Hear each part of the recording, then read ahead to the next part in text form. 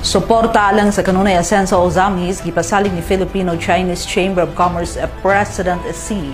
Ma-report si Leon Chimidalio.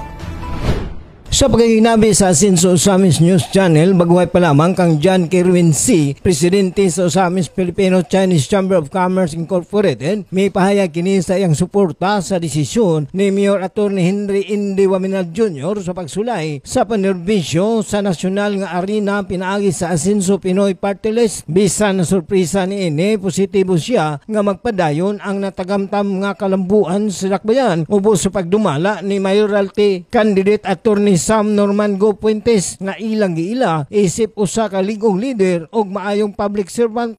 Although na-shock me og na-surprise gamay,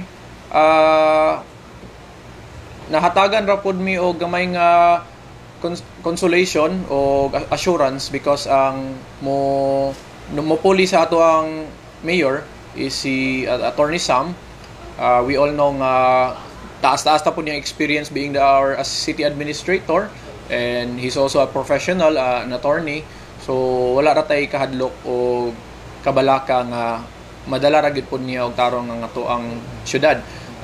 Aside from that, upon knowing si Mayor Indy Di kay ming duso pod sa iyahang, or rather siya ang atong first nominee for our Asenso Pinoy, maayo pod kayo sa tanan nga opportunity for Misamis Occidental. Sumala pa sa presidente sa Filipino-Chinese Chamber of Commerce nga maayo kung si upcoming Mayor Attorney Sam ang magpadayon sa pagdumala sa dakbayan tungod kay isip bahin sa Team Asenso Ozamis Administration, sigurado ang mga Ozamis nun nga ang mga proyekto o mga programa nga napatuman karon sa dakbayan mamahimong magpadayon. Isa po na siya ka nakamaayo sa ato karon nga ang mopuli sa ato ang mayor is still somebody from the same party. Kay at least kabalo gyud ta nga padayonon ang mga maayo nga programa sa ato ang mayor, just like what happened sa pagpuli ni Mayor Indy kang former Mayor Ando Waminal. So padayon niya ang mga maayo nga programa o gidugangan pa gyud niya ang kaugalingon nga mga maayong programa. So we are expecting the same from Attorney Sam on this matter. Dugang hangyo usab niya alang sa mga Misamis nun. I think I urge also mga people of province of Ozamis, Misamis Occidental nga atong tabangan siguro ning makalusot pod ang ato ang party list because ato maning own party list from Misamis Occidental. So hopefully kana siya nga party list, ang iyahang mga programa will be for the province of Misamis Occidental, di ba, kay taga ato man. Atong mga programa nga gibuhat sa Asenso, hospitalization, ato ang mga scholarship programs, hopefully mas dako ato ang budget to carry those out.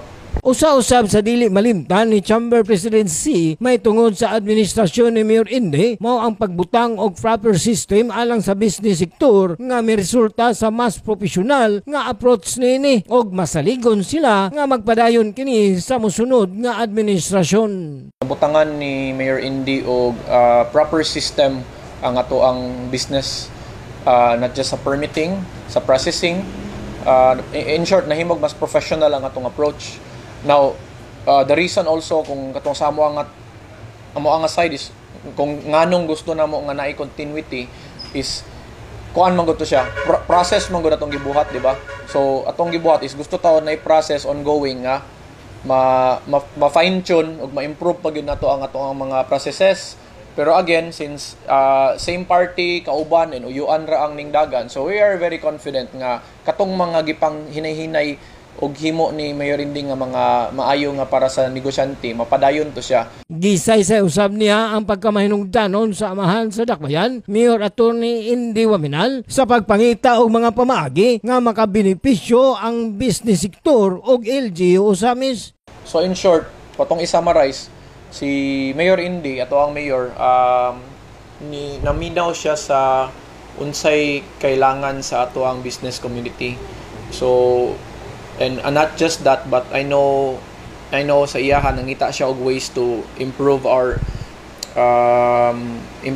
ease of doing business, improve our profitability, way nga maka-profit ang ato ang businessmen at the same time ang atong LGU maka-benefit pod. Kini usa sa lig-on nga pamatuod nga ang Team Asinso Administration ubo sa pagpanguna ni Mayor Attorney Indy Waminal naningkamot sa kalambuan dili lamang alang sa business sector kundi sa tibuok katawhang usamisnon alang sa katumanan sa bisyon nga ang mga misamisnon magpuyong malinawon, malambuon ug malipayon. Alang sa Usamis Today, ako si Leoncio Medallion.